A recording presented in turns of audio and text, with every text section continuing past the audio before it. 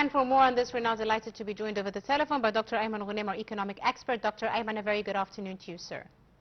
Good afternoon to you, madam. Thank you very much, Doctor, for your time this afternoon. Now, a major issue, of course, is the situation with regards to the Strait of Hormuz and the disruption of the maritime activity. Of course, the United Nations is urging freedom of navigation in the Strait of Hormuz, as Iran itself has set up an authority to control this navigation, known as the Persian Gulf Strait Authority. How do you see this recent development, sir?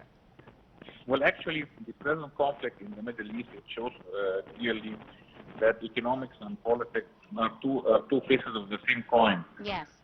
The root cause of the economic problem now in the world is a political one. We've seen a similar crisis and similar situation during the Russia-Ukraine war, especially at its beginning in 2022. We know that the Middle East, the Gulf area, it controls more than 25% of the liquefied natural gas exportation of the world. It controls from 25 to 30% of the oil production and exportation in the world. And we've seen a rapid increase in the oil prices since the beginning of the war. Brent oil price, of course, Brent is a benchmark to which we measure the oil prices worldwide.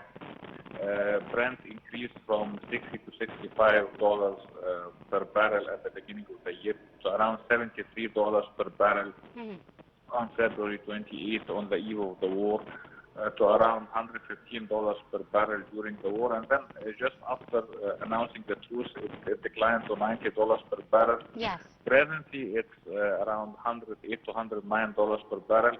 And this is because the price of the oil as a political commodity, actually, there is something called the risk premium of the oil price. This is the premium that's assessed and that's determined by the markets as to the risk of the severance or the continuation of the supply chain of oil and natural gas. We know that oil and natural gas are two interrelated commodities. Yes.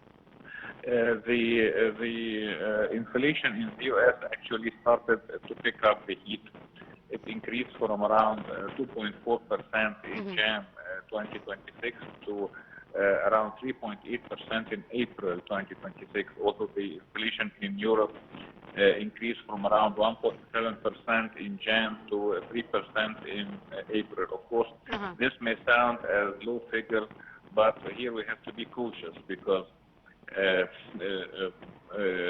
this depends on the prices of the commodities, many of which were produced before the war. But if the conflict continues and the oil continues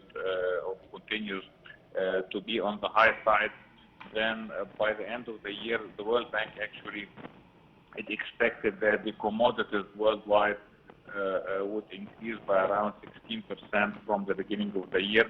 That the fertilizers, for example, would increase by 31%, and that's because natural gas is a major component actually in fertilizers. Yes.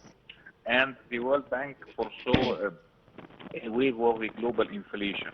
Actually, it's not only inflation, it's stagflation, meaning stagnation plus inflation. And here we have to understand this carefully because, you know, you have two types of inflation. You have demand-driven inflation, which is due to an increase in the disposable income, in the income of the people. And so the increase of demand, yes. Yes, they demand more goods. So this is synonymous to growth. This goes with the growth in the output.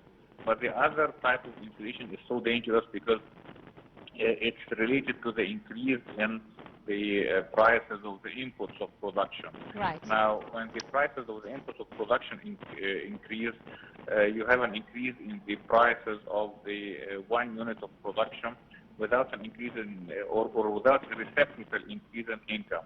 So the number of units bought and consumed per person declines. Yes. And that's why you have a stagnation. You have a decline in the sales of the companies. And the problem here is that central banks usually even they have to increase interest here by high amounts because they try to strangle demand, they try to reduce demand which have already been reduced, but they try to reduce it further in order to control prices. And that's exactly what happened in 2022 and 23. Yes. When the Federal Reserve increased interest by around 500 basis points to 5.25%. During that time, yes. Yes. Right. To 5.5%, and the European Central Bank increased it by 3.75%. All right. Dr. Ayman Ghoneim, our guest, economic and legal expert, many thanks, sir, for your time and your insight and for joining us this afternoon.